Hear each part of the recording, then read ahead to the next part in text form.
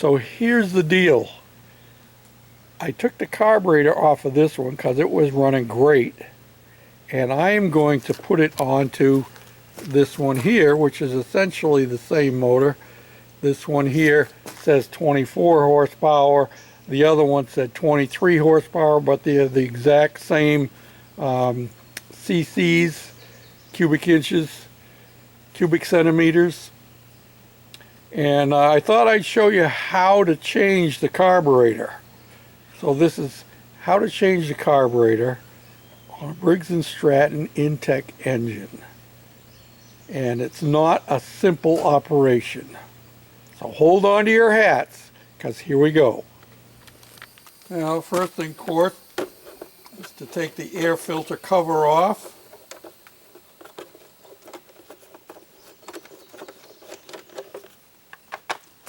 And pop the air filter up out of here. And all it does is lift up and out like that.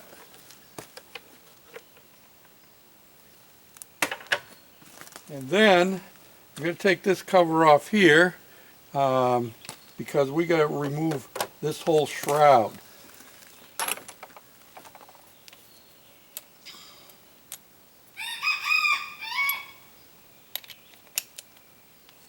And this is 8mm for these screws.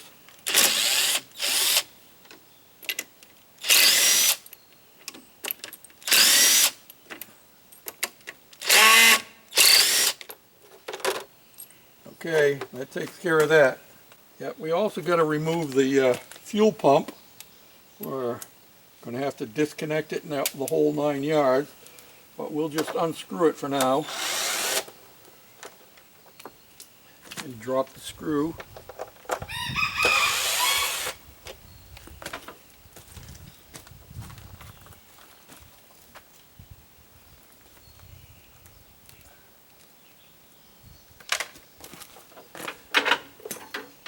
We'll just lay that off to the side for the moment. Actually, all we're going to do is disconnect the fuel line right here.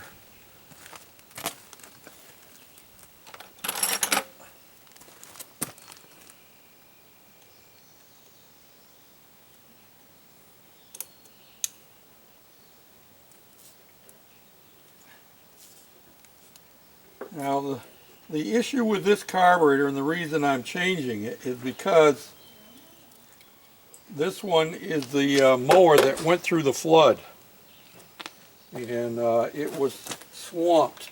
Well, I cleaned it out and it worked fine last year, but I haven't been able to get it to run and stay running consistently this year. And I pulled the float bowl off, but it needs a major going through. So we're going to just replace carburetors, and I'll clean this one out, save this one for future reference, because taking the carburetor off the other engine, I already opened it up and it was nice and clean inside, and it's all cleaned up inside and out and ready to go. So we did the 2 screws down here. Now we're going to take off these screws around the outside, and those require either a 3/8 or 10mm. Either one will work.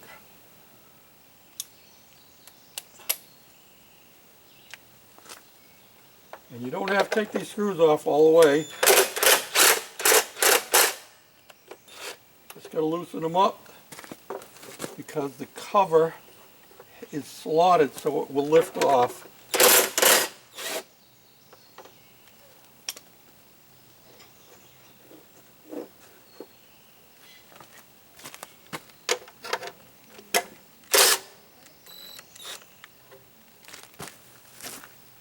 Excuse me.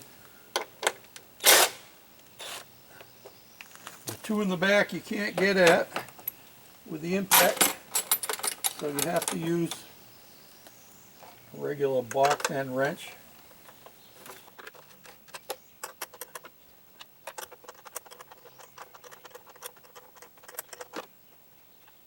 Yeah. Let's move it back here one side.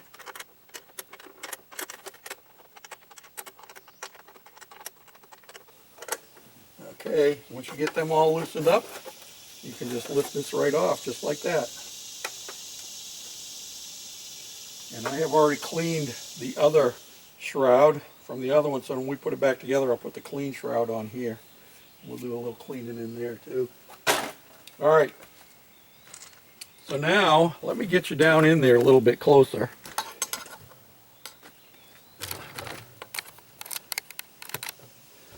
Now you can see where the carburetor actually is. And it's not a matter of backing these off, because you can't back them off. This is a nut right here.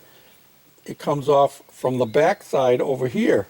But you might be able to get at the top ones, but you can't get at the bottom ones. So to take this carburetor off, you have to unbolt the intake manifold, which is, there's 2 bolts on this side, 2 bolts on the other side. Okay? And those are 3/8 or 10 millimeter.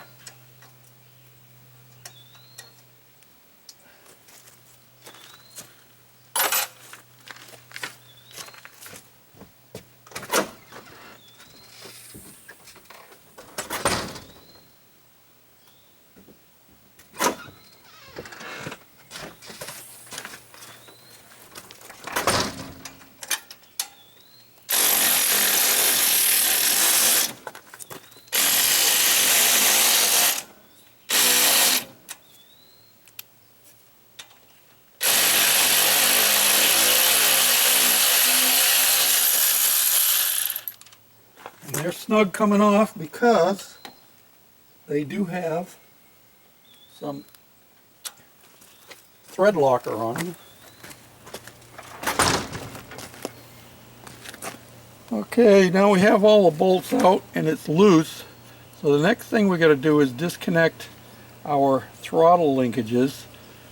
This one here is a little bit different from the other one. Don't think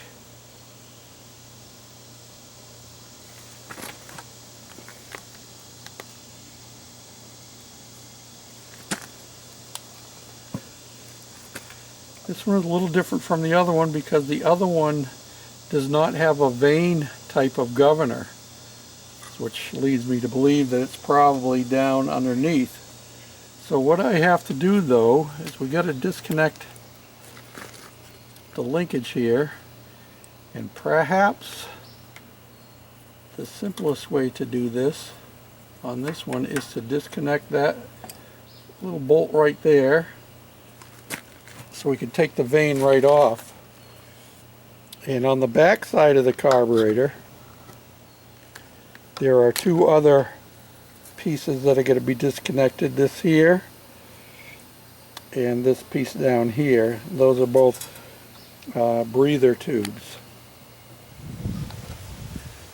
Well, I forgot to turn the camera on, so I'm not sure exactly where I left off. But we've got this all disconnected, and I have the hoses that were on the back side disconnected, and now I'm lifting up the vane for the governor, and I'm going to disconnect this off of the carburetor itself.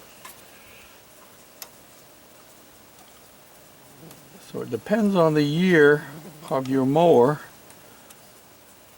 which kind of setup you have. There we go. Set that right here. Actually, I'm going to set that up on there so I don't lose it.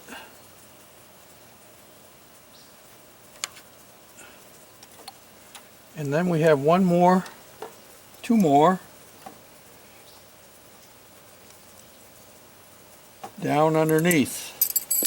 And I'm going to have, now there's 1 more connection down there, and I believe I can just pop that out of there because it's a captured one. It's captured in plastic.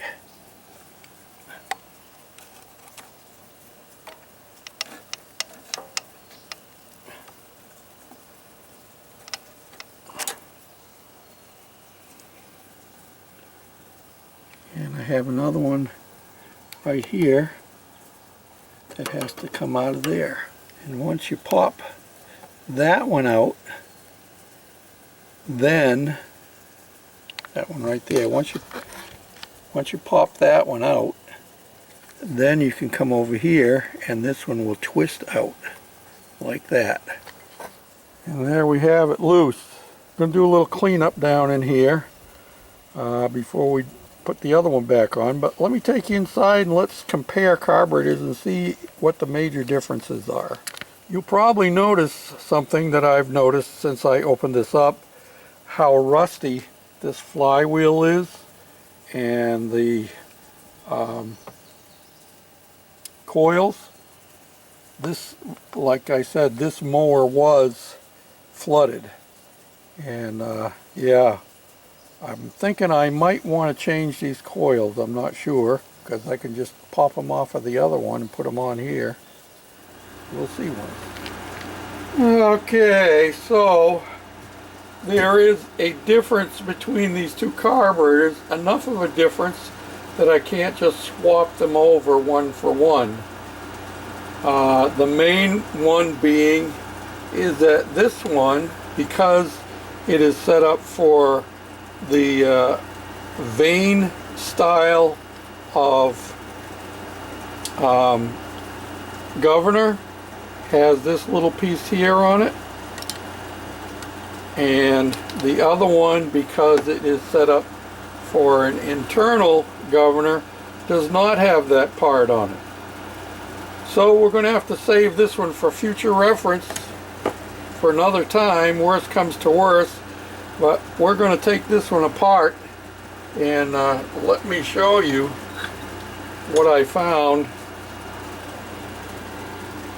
when I took the float bowl off. Look at all that gobbledygook down in there. No wonder it didn't want to stay running.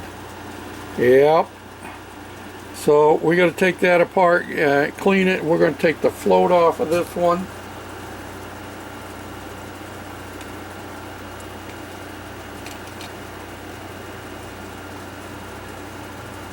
And we're going to squirt stuff down and through these metering valves here. And I think I might even take these two screws here off and take that center part right out. That is, it'll come off for me. That has the jets in it, and I want to make sure that that is nice and clear down through there. So anything you can remove, the easier it makes it on you. And this also has a different air filter style. So we're gonna, see, yeah, all kinds of gobbledygook in there. So I'm gonna clean this all out and we'll bring you back. She looks a whole lot better now, don't she? So we'll finish putting it back together and we'll pop it back on the mower and see what we get. Okay, we've got it all back together. Now all we're going to do is see if it'll start. Let's give it a try. I haven't tried it. I waited on you guys. I knew you'd want to see it. Now, it's probably going to prime itself up.